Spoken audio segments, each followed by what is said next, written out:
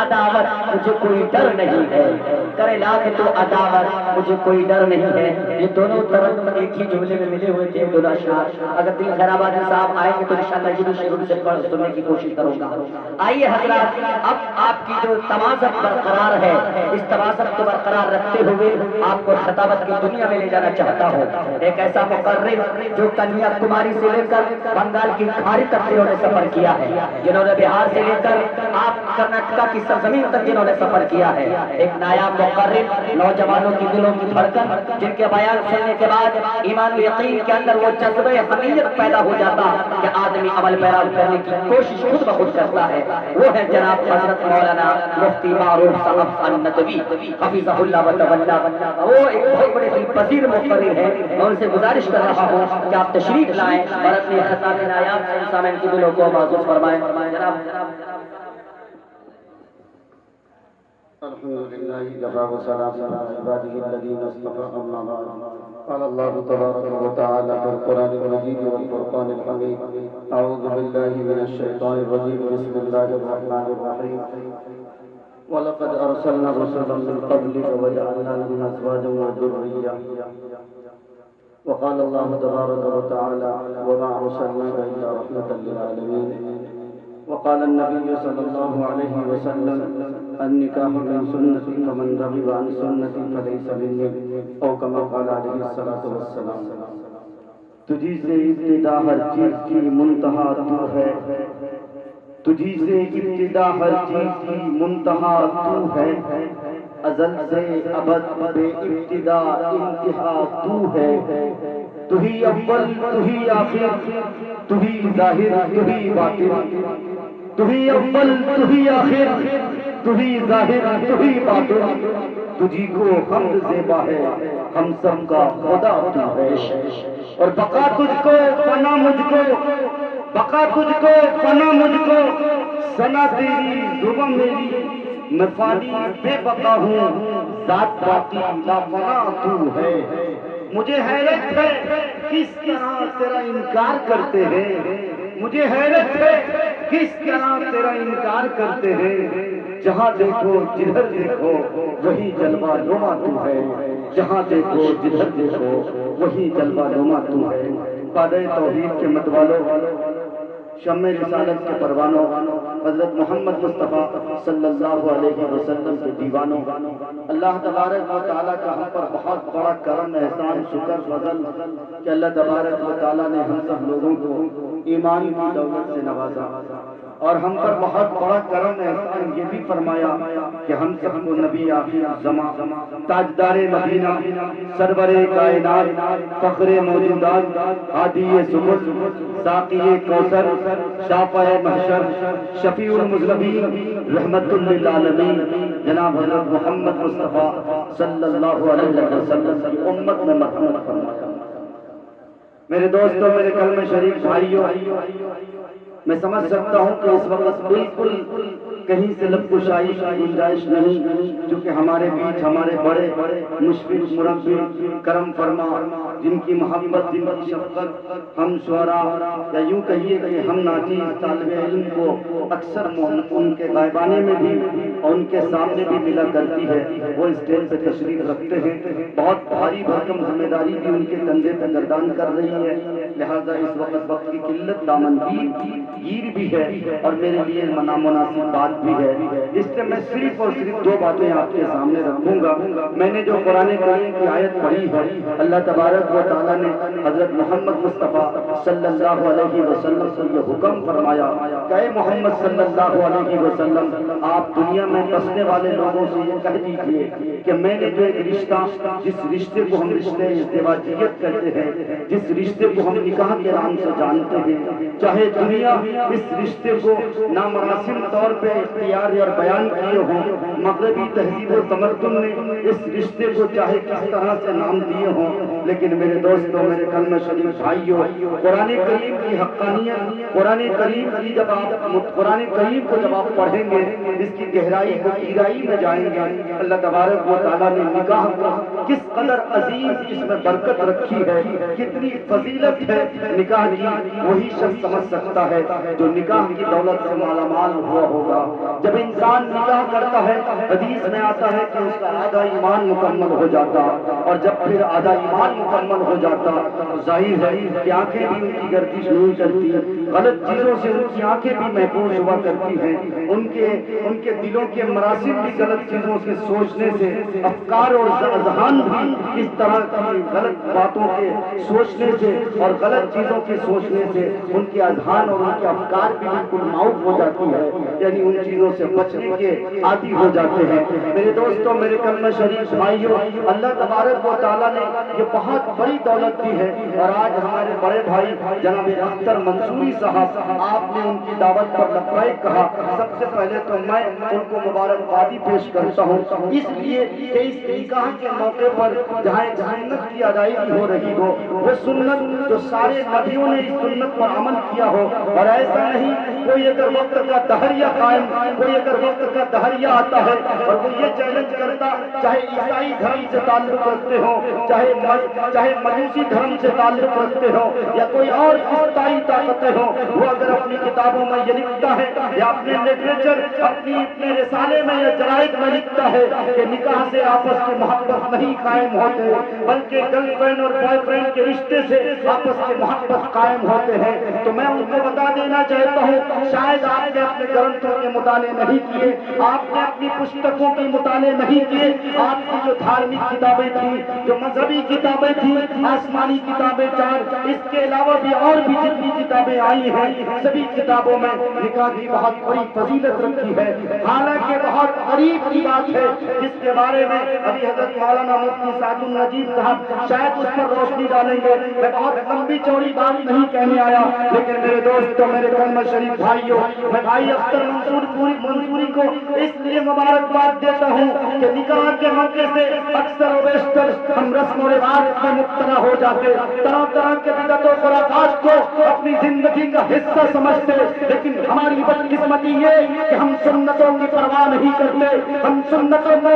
اپنے پیروں تلے رول دیتے ہیں۔ ایک سنت کو ادا کرنے کے لیے نہ جانے کتنے سنتوں کا ہم جنازہ نکال دیتے ہیں۔ جب نکاح کی باری ہوتی ہے، ہمارے رات کے جب شادی ہوتی ہے، بارات کا رسم ہوتا ہے، پھر بارات کے رسم میں نہ جانے کون کون طرح کے ہندوانہ رسم ہوتا ہے، جو آپ کے مذہب میں، ہمارے مذہب میں اس کی کوئی گنجائش نہیں ہوا کرتی۔ نکاح ایک سادگی سے ہونا چاہیے، نکاح کو بہت آسان کرنا چاہیے، لیکن ہماری سوسائٹی نے، ہمارے کلچر نے، ہم مسلمانوں نے نکاح کو اس قدر مشکل کر دیا، اتنا مشکل کام بنا دیا کہ آج زنا آسان ہو گیا، زنا کا بازار کم ہے، جبکہ بخاری شریف کی حدیث نبی پاک صلی اللہ علیہ وسلم نے فرمایا قیامت کی علامتوں میں سے 3 اہم علامتیں ہوں گی۔ وہ 3 علامتیں کیا ہیں؟ نبی پاک صلی اللہ علیہ وسلم نے فرمایا علم دین کو اٹھا لیا جائے گا، پھر دوسری آپ نے فرمائی دوسری علامت یہ ہوگی کہ زنا کا بازار گرم ہو جائے گا، نکاح کو لوگ مشکل عمل بنا دیں گے۔ تیسری علامت آپ صلی اللہ علیہ وسلم نے یہ بتائی کہ شراب نوشی عام ہو جائے گی، لوگ حرم خوری کی طرف بھاگیں گے، حلال خوری ان کی مقدر نہیں ہوگی، انہیں راست نہیں آئے گی۔ میرے دوستوں، میرے کلمہ شریف بھائیوں، ہم سب کو ٹھنڈے دل سے سوچنے کا وقت ہے۔ بارش ہو رہی تھی، بھائی اختر منصوری صاحب گھبرا رہے تھے، مفتی سعد النجیب صاحب جیسی اجرا والی شخصیت جس کو میں اکثر و بیشتر کہا کرتا ہوں الا بذکر اللہ تطمئن القلوب کے جو مصداق ہیں، جن کا چہرہ دمکتا وہ چمکتا، جن کے چہرے کو دیکھ کر میں سمجھتا ہوں کتنے غمگسار لوگ ایسے ہیں، اللہ والوں کے شکل کو دیکھ کر اللہ یاد آ جاتا ہے۔ جب آپ اللہ والوں کی مسجد میں بیٹھیں گے، آپ چاہے دل کے اعتبار سے کتنے مریض کیوں نہ ہو، آپ دل کے اعتبار سے آپ کا دل چاہے کتنا زنگالو کیوں نہ ہو، لیکن اللہ والوں کی مسجد جب آپ کو ملتی ہے، اسی لیے حضرت مولانا اشرف علی تھانوی علیہ الرحمہ نے لکھا ہے یاد رکھنا تمہیں دنیا میں طرح طرح کی دکانیں مل جائیں گی، تمہیں زیورات کی دکانیں مل جائیں گی، تمہیں اچھے ملبوسات کی دکانیں مل جائیں گی، تمہیں رنگ برنگے کپڑے کی دکانیں مل جائیں گی، کھانے کے اچھے آئٹم کی دکانیں مل جائیں گی، لیکن یاد رکھنا ایک دکان ایسی ہے جو دنیا کے کسی بازار میں نہیں ملنے والی، دکان اگر ملے گی تو خانقاہوں میں ملے گی، وہ دکان اگر ملے گی اللہ والوں کی مسجد میں ملے گی۔ آئیے میرے دوستوں، میرے کمر شریف بھائیوں، وقت کا تقاضا بھی یہی ہے، اللہ والوں سے اللہ رشتے کو مربوط کریں گے انشاءاللہ۔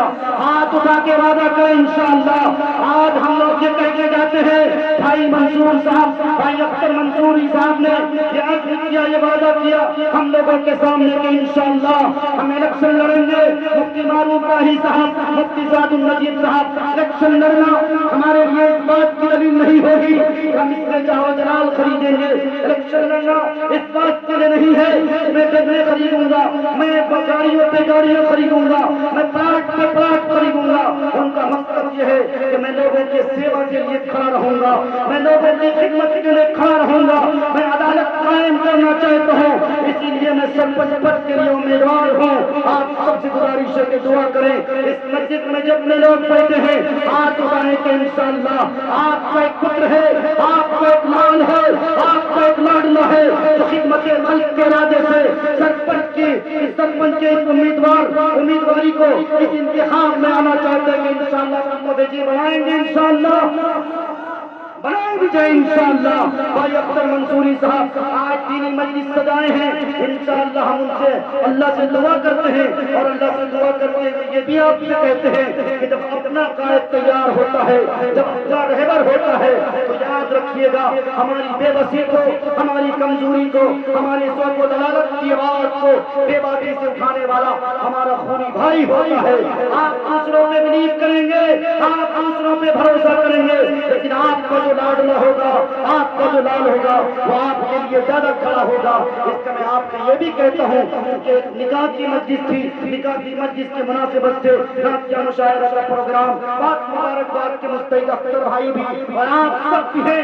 کیونکہ موسم بالکل ناسازگار تھا، ایسا لگ رہا تھا کہ بارش زور و شور سے ہوگی، پانی بھی جگہ جگہ بھر چکے تھے، لوگوں کے آنے کے امکانات کم ہو گئے، لیکن باوجود اس کے کہ آپ کے ایمان کی چنگاری ہے، کہ آپ کے ایمان کی حالت ہے، کہ آپ کے ایمان کی گرمی ہے، کہ آپ نے اس عاشق رسول کو، اس عاشق رسول کی مسجد میں آ کر یہ ثبوت دیا کہ ابھی میرے پاس ایمان زندہ ہے۔ وقت کے تعلیم چاہے کتنے مجھ پہ تم استقداد کا پہاڑ توڑ دے، انشاءاللہ جب تک میرے پاس ایمان کی دولت ہے کوئی مجھے تسلیم نہیں کر سکتا۔ ہم آپ سے صرف آخری بات یہی کہیں گے کہ نکاح کی مسجد سے میں نے قرآن کریم کی آیت پڑھی، نبی پاک صلی اللہ علیہ وسلم نے فرمایا، بخاری شریف کی حدیث پڑھی، ومن رغب عن سنتی فلیس منی۔